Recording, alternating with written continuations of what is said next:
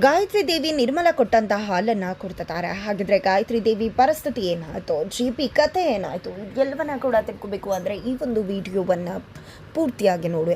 ಇಲ್ಲಿ ನಿರ್ಮಲ ಪಾಟೀಲ್ ಅವರು ಅನ್ನಪೂರ್ಣ ಅವರ ಮುಖಾಂತರ ಭಾರ್ಗವಿಗೆ ಬುದ್ಧಿ ಹೇಳಿಸ್ತಾರೆ. ಬಟ್ ಭಾರ್ಗವಿ ಅಂತೂ ನಾನು ಮಾಡ್ತಿರೋದು ಕರೆಕ್ಟಾಗೇ ಇದೆ, ನಾನು ಒಂದು ಲಾಯರ್ ಆಗಿ ಕೆಲಸ ಮಾಡ್ತಿಲ್ಲ, ಮನೆ ಸುಸಿಯಾಗಿ ಏನು ಮಾಡಬೇಕು ಅದನ್ನು ಮಾಡ್ತಾ ಇದ್ದೀನಿ, ಅಲ್ಲಿ ಅವ್ರಿಗೆ ಅನ್ಯಾಯ ಆಗಿದೆ, ಅವ್ರಿಗೆ ನ್ಯಾಯ ಕೊಡಿಸೋಕೆ ಅವರ ಪರವಾಗಿ ನಿಂತ್ಕೊಂಡಿದ್ದೀನಿ ಅಂತ ಹೇಳ್ತಾರೆ.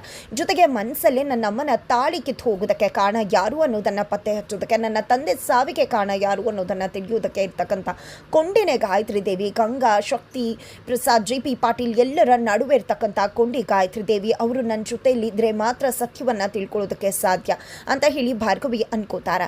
ನಂತರ ಈ ಕಡೆ ನಿರ್ಮಲ ಪಾಟೀಲ್ ಅವರು ಏನು ಮಾಡಲಿ, ಯಾವುದೇ ರೀತಿಯಲ್ಲೂ ಮುಂದುವರೆದ್ರು ಗಾಯತ್ರಿ ದೇವಿಯನ್ನು ಮನೆಯಿಂದ ಹೊರಗಡೆ ಕಳ್ಸೋಕ್ಕಾಗ್ತಿಲ್ಲ, ಅವಳ ಕಥೆಯನ್ನೇ ಮುಗಿಸ್ಬಿಡ್ತೀನಿ ಅಂತ ಅನ್ಕೊಂಡಿದ್ದ ಹಾಲಿಗೆನೂ ಮಿಕ್ಸ್ ಮಾಡ್ತಾರೆ. ಅದನ್ನು ಗಾಯತ್ರಿ ದೇವಿ ಕೊಡಬೇಕು ಅನ್ಕೋತಾರೆ.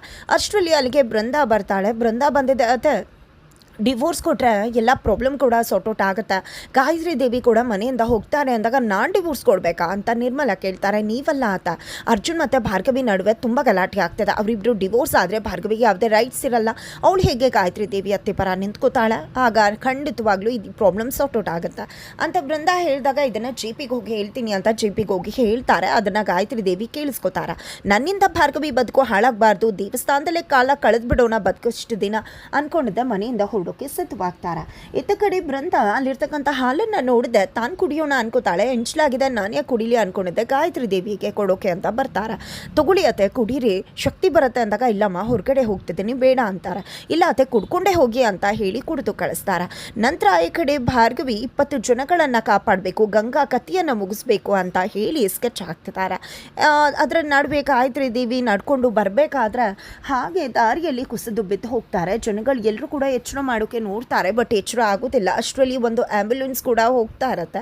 ಆ ಆ್ಯಂಬುಲೆನ್ಸ್ ಅವ್ರನ್ನ ರಿಕ್ವೆಸ್ಟ್ ಮಾಡಿ ಅವರನ್ನು ಕಳಿಸ್ತಾರೆ, ಬಟ್ ಅದು ಗಂಗಾ ಆ್ಯಂಬುಲೆನ್ಸೇ ಆಗಿರತ್ತೆ.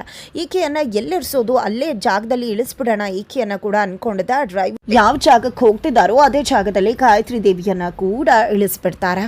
ಇತ್ತ ಕಡೆ ಶಕ್ತಿ ಪ್ರಸಾದ್ ಮನೆಗೆ ಬಂದು ನನ್ನ ತಂಗಿ ಎಲ್ಲಿ, ನನ್ನ ತಂಗಿ ಬರೋ ತನಕ ನಾನು ಇಲ್ಲಿಂದ ಹೋಗೋದಿಲ್ಲ, ಕದ್ಲೋದಿಲ್ಲ ಅಂತ ಹೇಳಿ ಪಟ್ಟಿಟ್ಕೊಂಡು ಕೂತ್ಕೊಂಡಿದ್ದಾರೆ.